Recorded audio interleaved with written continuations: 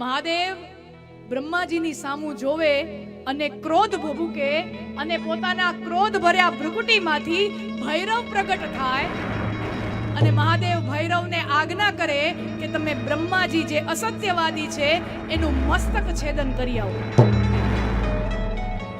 ભૈરવ જઈ અને બ્રહ્માજીનું એક માથું કાપી નાખે છે. બ્રહ્માજી 5 મુખવાળા હતા, એમાંથી 4 મુખવાળા થયા. પંચાનન હતા, એમાંથી ચતુરાનન રહ્યા.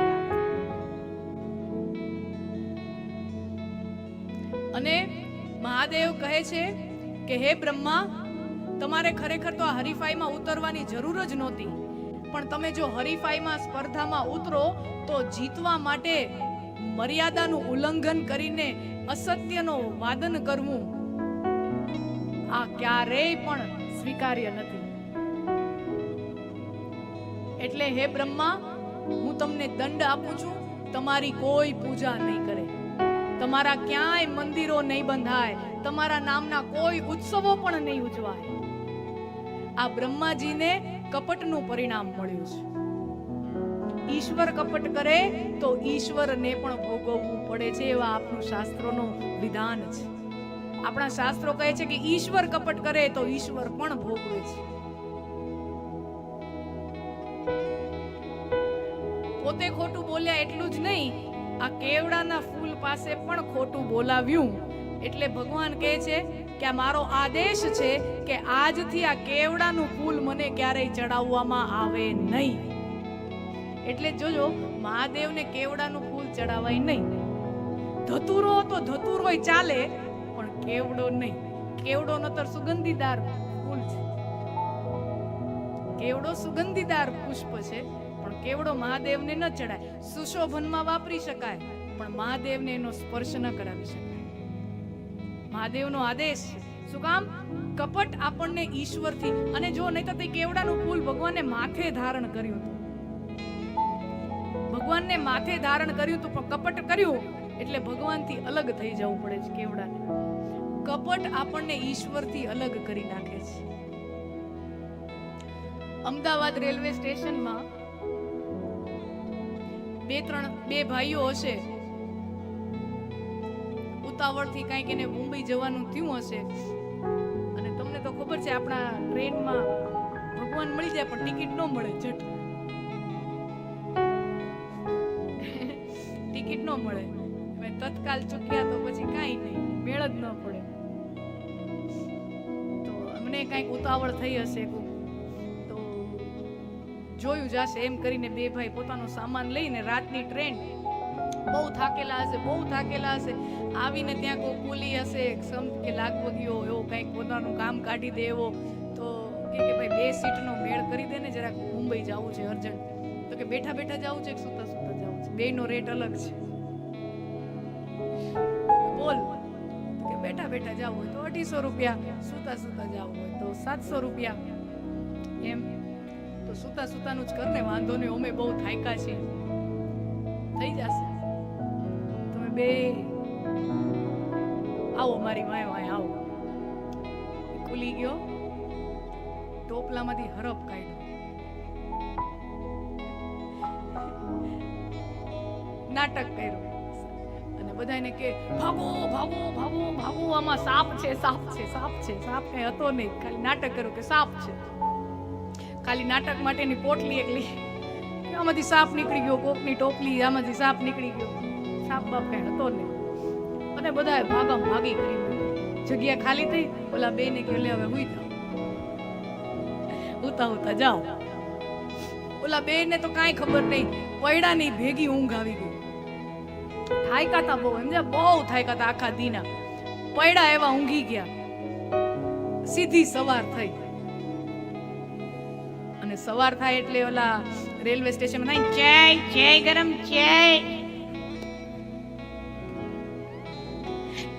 એ રેલવે સ્ટેશનનો અવાજ અલગ જ હોય. તો અવાજ આવા બધા સંભળાવાના ચાલુ થયા, ચાય ગરમ ચાય. તો બારી ખોલીને જોયું, સ્ટેશન કયું છે? અમદાવાદ. તો હજી અમદાવાદ જ પડ્યા છે. પૂછતાછ કરી, કેમ ભાઈ હજી આ ડબ્બો અહીંયા જ પડ્યો? તો કે વાત એમ થઈ હતી ને કે ભાઈ આમાં સાપ છે એવું કઈ બાતમી આવી હતી. સાપ બહુ ગોઈતો મળ્યો નહીં. પછી હવે ટ્રેનને તો મોડું થતું હતું જવાનું, બીજા પેસેન્જર, તો એ ડબ્બો કાપી નાખ્યો. તંત્રએ એ ડબ્બો ત્યાં કાપી નાખ્યો, બીજી ટ્રેન વહી ગઈ. કપટ કર્યું તો એન્જિન થી અલગ થઈ ગયું. એમ હું ને તમે આપણે જ્યારે કપટ કરીએ છીએ ને ત્યારે ભગવાન રૂપી એન્જિન થી આપણે અલગ થઈ જાય છે, ડબ્બા જેવા રહી જાય છે.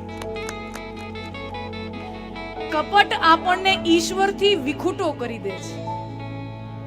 કપટ આપણને ઈશ્વરથી જુદો કરી દે છે. કેવડાના ફૂલે કપટ કર્યું તો એને ફળ મળ્યું. અને પછી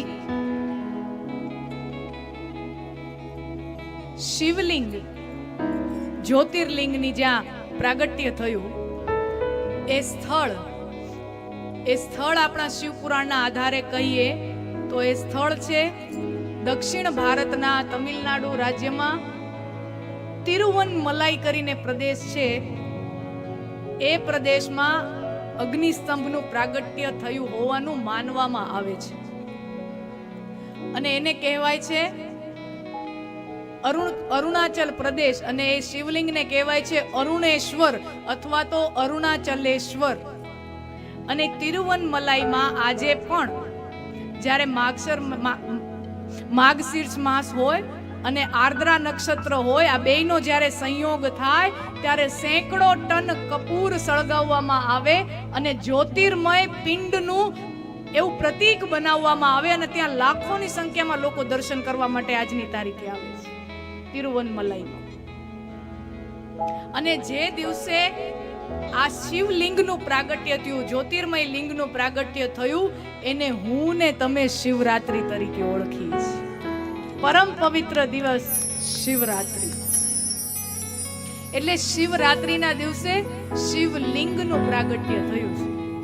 ઘણા એમ માને કે જન્માષ્ટમીમાં કૃષ્ણ ભગવાનનો જન્મ થયો, રામનવમીમાં રામ ભગવાનનો જન્મ થયો, તો મહાશિવરાત્રીમાં શિવ ભગવાનનો જન્મદિન એનો બર્થડે છે. બર્થડે નથી. શંકર ભગવાન અજન્મા છે, આદિ શક્તિ છે, અજન્મા છે, નિત્ય છે, અવિનાશી છે. એનો જન્મ ન હોય પણ એ દિવસે લિંગ પ્રાગટ્ય થયું એટલે ખૂબ પવિત્ર દિવસ માનવામાં આવે છે. અને શિવ પુરાણના આધારે જ કહીએ તો શિવ આ પ્રસંગની આગળ જ આ જ્યારે પ્રસંગ બન્યો, જ્યારે શંકર ભગવાન બ્રહ્માજીને દંડ આપે છે અને વિષ્ણુ ભગવાનને વરદાન આપે છે, ત્યારે અજ અચ્યુતો મહાદેવ, અજ એટલે બ્રહ્મા અને અચ્યુત એટલે વિષ્ણુ, એ અજ અચ્યુતો બેયને સંબોધન કરીને કહે છે કે હે અજ અચ્યુત, હે બ્રહ્મા અને વિષ્ણુ, આ શિવરાત્રીના દિવસે કોઈ પણ સાધક 24 કલાક નિરાહાર રહીને જો મારો અભિષેક કરે, મારી આરાધના કરે, મારું જપ તપ કરે, તો એને 365 દિવસ 1 વર્ષ શિવ પૂજન શિવ આરાધના કર્યાનું પુણ્ય એને આ 24 કલાક નિરાહાર રહીને વ્રત કરીને શિવ પૂજન કરવામાં મળી જાય છે. એટલો શિવરાત્રીનો મહિમા છે.